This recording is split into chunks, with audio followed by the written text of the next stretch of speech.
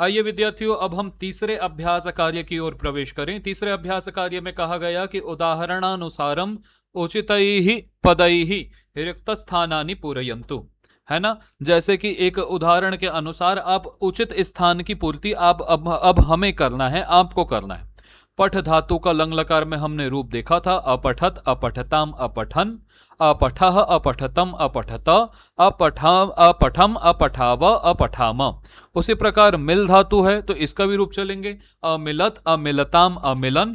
तो इसका अब देखो यह लिखा हुआ है मध्यम पुरुष के द्विवचन का रूप, तो यहां पर बन जाएगा अवदह अवदतम अवदत, ऐसा यहां पर हो जाएगा, है ना। अवदह अवदतम अवदता। अखादह, है ना। तो यहां पर देखो ये भी द्विवचन का, ये मध्यम पुरुष अखादह, खाद धातु अखादतम अखादताम अखादत अखादताम अखादन अखादह।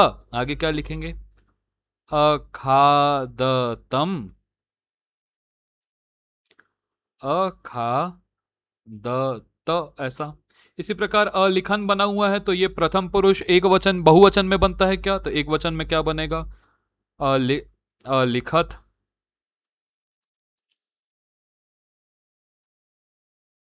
अलिखतम अलिखताम अलिखन। इसी प्रकार अरक्षाव, तो ये रक्ष धातु के रूप चला रहे हैं, तो ये कहाँ बना है, उत्तम पुरुष के द्विवचन में। तो उत्तम पुरुष के एक वचन में बन जाएगा अरक्षम अरक्षम अरक्षाव अरक्षाम। अपिबत कहां पर बनेगा, तो अपिबत आप ध्यान से देखोगे तो मध्यम पुरुष के बहुवचन में, तो यहां पर बन जाएगा अपिबह अपिबतम अपिबत। अपृच्छम, अपृच्छम उत्तम पुरुष एक वचन, तो अपृच्छाव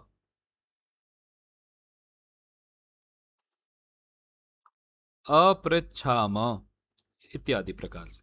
इसी प्रकार अमारयताम, तो अमारयत पहले बन जाएगा, अमारयत अमारयताम अमारयन, इत्यादि।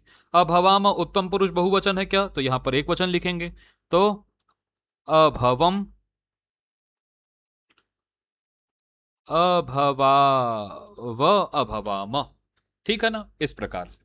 इसके बाद आइए चौथे अभ्यास कार्य में प्रवेश करें। कहा गया कि वाक्यानि पठित्वा उदाहरणानुसारम वचन परिवर्तनम कुर्वन्तु।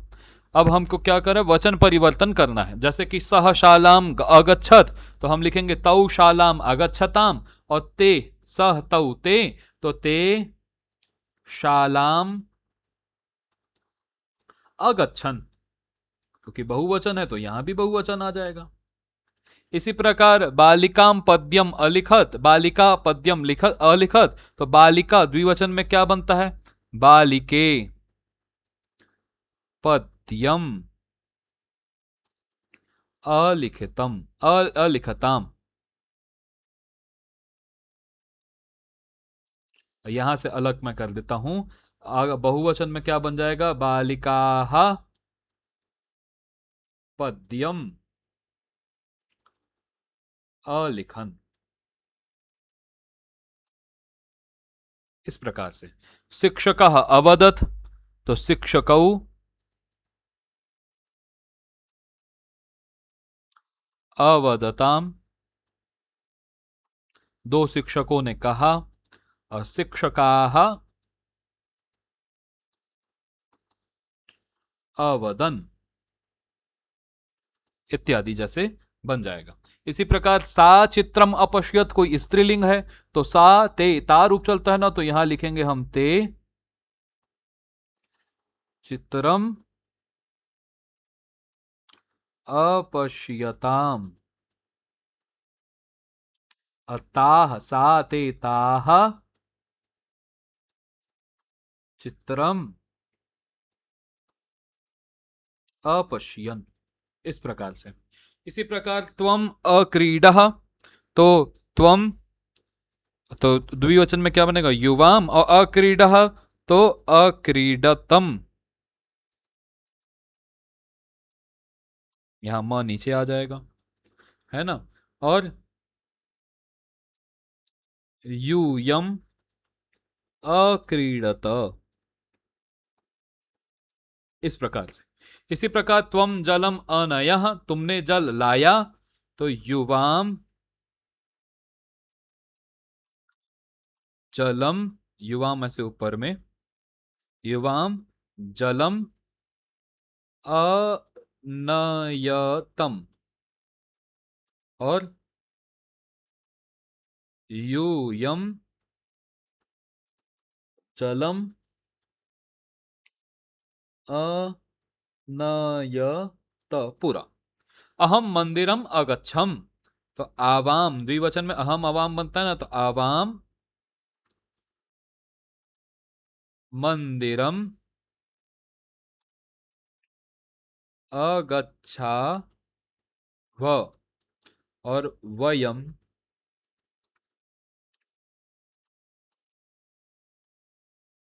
मंदिरम अगच्छा म, इस प्रकार बन जाएगा। इसी प्रकार अहम मधुरम अखादम, मैंने मिठाई खाई, मधुर खाया, तो यहां पर हो जाएगा आवाम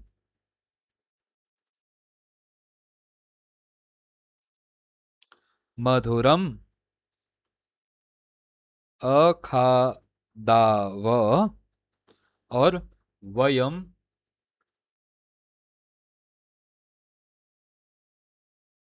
मधुरम अखादा म, इस प्रकार से हो जाएगा। आइए पांचवें अभ्यास कार्य की ओर प्रवेश करें। पांचवें अभ्यास कार्य में कहा गया कि उदाहरणानुसारम रेखांकितानि पदानि आश्रित्य प्रश्न निर्माणम कुर्वन्तु। अर्थात जो ये रेखांकित पद है, जो अंडरलाइन जितने भी पद हैं, इनको जो है इनके इनके स्थान पर आप प्रश्नवाचक लगाइए। तो आपको तो पता है प्रश्नवाचक में हम किम शब्द का प्रयोग करते हैं, और पुल्लिंग, पुल्लिंग, स्त्री और नपुंसक लिंग का प्रयोग करते हैं। और जिस विभक्ति में, जहां पर रेखांकित पद जिस विभक्ति में, जिस वचन में और जिस लिंग में होगा, वही हमको लगा देना है। यदि देखिए महाराणा संग्राम सिंहस्य, अब महाराणा संग्राम सिंह ये पुल्लिंग था, षष्ठी था और एक वचन था, तो हम किम शब्द का पुल्लिंग का षष्ठी के एक वचन का रूप लिख देंगे, है ना। तो हम यहां पर देखो, कस्य भ्राता, कस्य लिखा गया, कस्य भ्राता पृथ्वी राजा है ना। सह अचिंतयत, सह, तो सह कहां बनेगा, पुल्लिंग के एक वचन में, तो हम लिखेंगे कि कह अचिंतयत।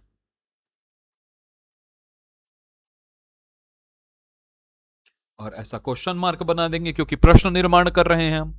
इसी प्रकार शयन स्थाने चंदनम शायितवती, शयन के स्थान में चंदन को शायितवती सुलाई, तो यहां पर देखो शयन स्थान क्या है, पुल्लिंग शब्द है, सप्तमी का एक वचन है। तो हम क्या करेंगे, पुल्लिंग शब्द में किम शब्द का पुल्लिंग का सप्तमी का एक वचन या तो कस्मिन होगा, या उसी के स्थान पे कुत्र का भी प्रयोग किया जाता है। तो कुत्र अथवा कस्मिन,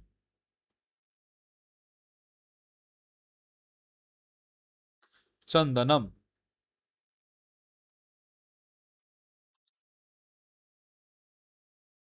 शायितवती, ऐसा। इसी प्रकार राष्ट्रहितम श्रेष्ठम, राष्ट्रहितम श्रेष्ठम, राष्ट्रहित श्रेष्ठ है, तो राष्ट्रहितम देखो नपुंसक लिंग है, एक वचन है, तो कम, किम श्रेष्ठम हम बोलेंगे, किम श्रेष्ठम, ऐसा हम बोल देंगे। बनवीर चंदनम अमारयत, बनवीर ने चंदन को मारा, तो ये द्वितीय विभक्ति का एक वचन है क्या, तो हम लोग यहां पर, यह प्रश्नवाचक होगा, यहां पर होगा कि बनवीर कम, कह कह कऊ के कम अमारयत, इस प्रकार से। इसी प्रकार तस्याह निर्णयः अकल्पनीयः आसीत, उसका उसका जो निर्णय है वो अकल्पनीय था। तो अब देखो तस्याह पर विचार करो, तस्या स्त्रीलिंग में बनेगा, षष्ठी के एक वचन में बनेगा, तो क का क्या बन जाएगा, कस्याह। किम का क्या बनेगा स्त्रीलिंग में, कस्याह निर्णयः अकल्पनीयः आसीत्। इस प्रकार से, और प्रश्नवाचक चिन्ह तो होगा ही। उदय सिंह मेवाड़स्य राजा अभवत, तो उदय सिंह देखो पुल्लिंग है, एक वचन है, एक प्रथमा विभक्ति है, तो उदय सिंह जो पुल्लिंग में एक वचन में किम का क्या बनेगा, कह। तो कह मेवाड़स्य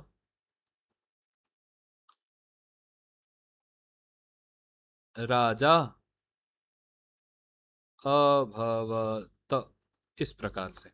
ठीक, इसे मम स्पर्धी न स्यात्, तो मम कहाँ बनता है, तो ये मम जो है षष्ठी एक वचन में बनता है। अब चूंकि यहां पर मम जो है तीनों लिंगों में समान ही बनेगा, चाहे पुल्लिंग हो, स्त्रीलिंग हो या नपुंसक लिंग हो, तो हम कैसे जानेंगे, तो पाठ के आधार पर जानेंगे। मम प्रतिस्पर्धी न स्यात्, ऐसा किसने कहा था, कृष्णा बनवीर ने कहा था, इसलिए हम जो है यहां पर कस्य लिखेंगे, कस्य प्रतिस्पर्धी न स्यात्, इत्यादि प्रकार से हो जाएगा। अब आइए छठवें अभ्यास कार्य को देखें। छठवें अभ्यास कार्य में कहा गया कि उदाहरणानुसारम अधः प्रदत्तानाम पदानाम संधिम कुर्वन्तु। जैसे कि नीचे में कुछ पद दिए हुए हैं, इनकी आपको संधि करनी। आपको याद रखना होगा विद्यार्थियों, संधि करेंगे तो निश्चित रूप से एक पूर्व में कोई शब्द होगा, एक पर में कोई, उत्तर में बाद में, जिसी को ही हम उत्तर बोल देते हैं, कोई शब्द होगा। अब देखो इधर अ है और इधर अ है, तो दोनों को मिलाकर के आ बन जाता है, या इधर आ है या इधर भी अ है तो भी आ बन जाएगा। कुल मिलाकर के यदि दोनों तरफ अ या आ रहेगा तो वो आ हो ही जाएगा। इसी प्रकार ई और ई मिलकर के बड़ी ई बन जाती है, ऊ और ऊ मिलकर के बड़ा ऊ बन जाता है ना। इसी प्रकार से अब देखो संधि करते जाओ। देखो म अपी, तो यहां पर क्या हो जाएगा, ममा अपी। दोनों तरफ जो है वो अ था तो ममापी बन गया। विद्याधन अर्थी, तो दोनों को अ और अ को मिलाओ तो विद्यार्थी। इसी प्रकार सह धन अनुभूति, तो सहानुभूति बड़ा हो गया, सहानुभूति ही। इसी प्रकार कवि धन इंद्र, अब इधर भी ई है इधर भी है तो बड़ा ई हो जाएगा, कविंद्र, ऐसा। गिरिधन ईशः, तो बड़ा हो जाएगा, गिरीशः, है ना। वेद धन अलंकार, तो दोनों तरफ आ था तो वेदा अलंकार। इसी प्रकार दैत्य धन अरि, तो दैत्यारी बन जाएगा। और सुधन उक्तम, तो ऊ और ऊ दोनों तरफ थे तो इसका सुक्तम, ऐसा, सुक्ति ही, सुक्ति है ना, तो सुक्ति ही ऐसा बन जाएगा। ये दो विसर्ग लग जाएंगे। बात समझ में आई होगी मेरे ख्याल से। ये संधि से संबंधित था, आगे भी संधि पर विचार हम करेंगे।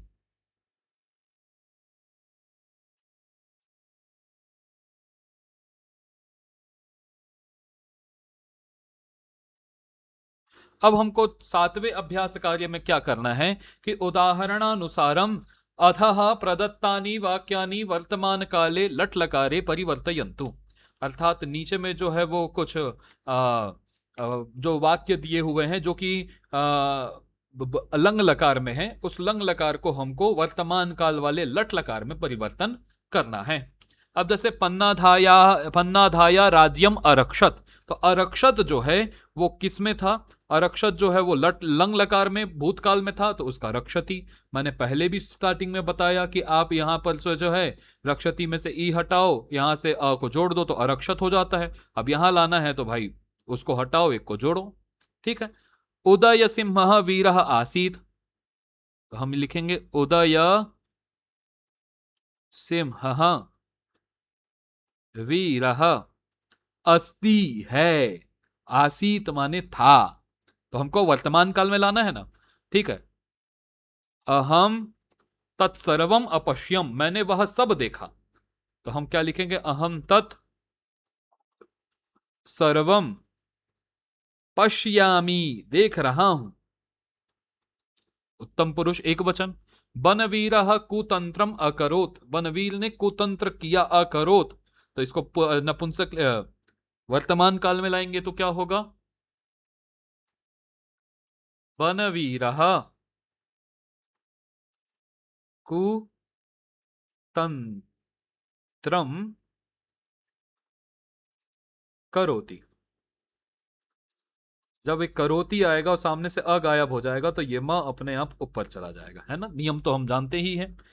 त्वम शयन स्थानम अगच्छः, तो त्वम शयन स्थानम गच्छसि। वर्तमान काल में क्या हो जाएगा, अगच्छः कहाँ बना था, तो अगच्छत, अगच्छताम, अगच्छन, अगच्छः। उसी प्रकार वर्तमान काल में क्या बनता है, गच्छति, गच्छतः, गच्छन्ति, गच्छसि, है ना। तो यहां गच्छसि हमने ले आया। ते कथाम अपठन, तो हाँ यहां बहुवचन में है तो ते कथाम पठंती, है ना, ऐसा हो जाएगा। तो अपठत, अपठताम, अपठन था तो पठती, पठता, पठंती हो जाएगा। धात्री उदय सिंहम अपृच्छत, तो यहां क्या हो जाएगा, धात्री ने उदय सिंह से पूछा और धात्री ने उदय सिंह सिंहम ऐसे ऊपर में, और यहां हो जाएगा पृच्छति। वयम शूराः अभवाम, तो वयम शूराः अभवाम था ना, तो अभवाम क्या हो जाएगा, भवा मह, ऐसा हो जाएगा, भवामह। तो इस प्रकार से हमने भूतकाल की क्रिया को वर्तमान काल में परिवर्तित किया। इसी प्रकार योग्यता विस्तरः में कुछ बातें हैं, आइए देखते हैं। सामान्यतः भूतकाले लंग लकारस्य स्थाने इक्त इक्तवतु प्रत्यांत पदस्य प्रयोगः क्रियते। जब आपको यदि बाई चांस हम लोग क्या होता है कि सामान्यतः जो है वो हम लंग लकार के स्थान में हम इक्त और इक्तवतु रूप का प्रयोग करते हैं, है ना। तो कैसे, देखिए, जैसे पठती वर्तमान काल में है, अब इसका भूतकाल में लंग लकार में अपठत बना है, लेकिन इक्तावतु प्रत्यय यदि जोड़ दोगे तो भी वो भी भूतकाल ही अर्थ बताएगा। तो इक्तावतु प्रत्यय जोड़ दोगे तो पठितवान बन जाएगा, है ना। और यदि वो स्त्रीलिंग में होगी तो इक्तावतु प्रत्यय ही है लेकिन पठितवती बन गया। अब जैसे लिख धातु है तो लिखती, अगर लंग लकार है तो अलिखत, और यदि आपको रूप याद नहीं है तो लिखितवान कर दो पुल्लिंग के लिए और लिखितवती कर दो स्त्रीलिंग के लिए। इसी प्रकार खादती का अगर आप लंग लकार में जाओगे तो अखादत बना, लेकिन इक्तावतु लगाओगे तो पुल्लिंग में खादितवान और स्त्रीलिंग में खादितवती। इसी प्रकार एक पिब धातु है जिसको पीबती बनता है वर्तमान का लट लकार में, लंग लकार में अपिबत, और लेकिन जो इक्तावतु लगा दोगे तो याद रखना पीतवान और पीतवती ऐसा बनता है ना, लोग कंफ्यूज हो जाते हैं। इसी प्रकार रक्षति, तो रक्षति का अरक्षत बना लंग लकार और इक्तावतु में पुल्लिंग में बन जाएगा रक्षितवान और रक्षितवती स्त्रीलिंग में। इसी प्रकार करोति, तो करोति का अकरोत बनेगा किसमें, लंग लकार में, और कृतवान और कृतवती बनेगा इक्तावतु में पुल्लिंग और स्त्रीलिंग। इसी प्रकार मिलती का बन जाएगा अमिलत, और इसका जो है मिलितवान और मिलितवती बनेगा इक्तावतु प्रत्यांत में, है ना। पुल्लिंग में मिलितवान और नपुंसकलिंग में स्त्रीलिंग में मिलितवती। इसी प्रकार चलती का अचलत बन जाएगा लंग लकार में, चलितवान बनेगा इक्तावतु का पुल्लिंग रूप और चलितवती बनेगा इक्तावतु प्रत्यांत का स्त्रीलिंग रूप। इसी प्रकार नयति, तो नयति का अनयत बन जाएगा लंग लकार। नीतवान याद रखना है हमको, और नीतवती ये स्त्रीलिंग में और वो पुल्लिंग में।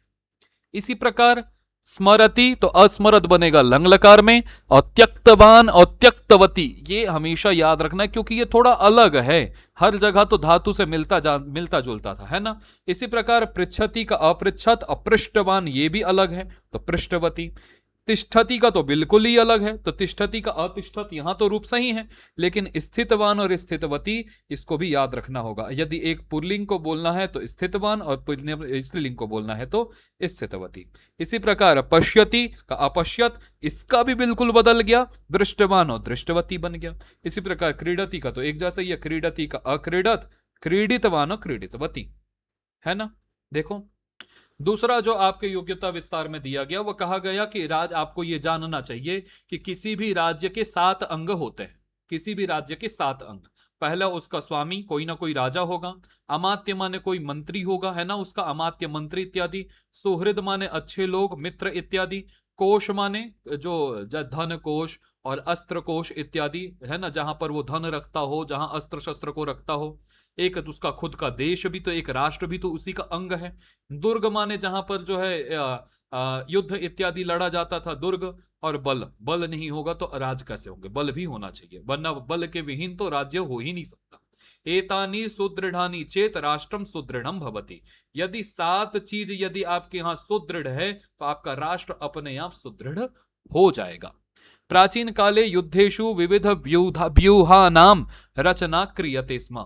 प्राचीन काल में बहुत सारे जो है व्यूह की रचना, मतलब जो युद्ध करने के लिए व्यूहों की रचना हुआ करती थी, जिसमें शत्रु पक्ष के जो योद्धाओं को फंसा करके वहीं पर घेर लिया जाता था, मार लिया जाता था, है ना।